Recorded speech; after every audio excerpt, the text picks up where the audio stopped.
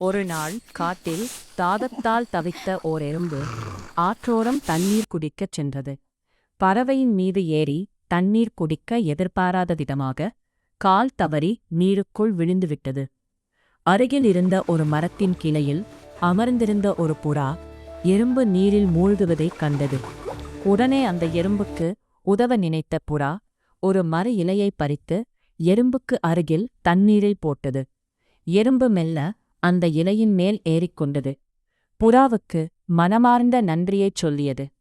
மற்றொரு நாள் ஒரு வேடன் அந்த புறாவை குறிவைத்து தன் வில்லில் அம்பை பூட்டினான். இதைக் கவனித்த எறும்பு தன்னை காப்பாற்றிய புறாவை எப்படி காப்பாற்றுவது என்று யோசித்தது. வேடன் அம்பைச் செலுத்தப் போகும் தருணத்தில் எறும்பு வேகமாக ஓடிச் சென்று வேடனின் காலில் பலமாக கடிந்தது. வலியால் துடித்த வேடன் ஐயோ என்று கத்தினான். அவனது குறி தவறியது.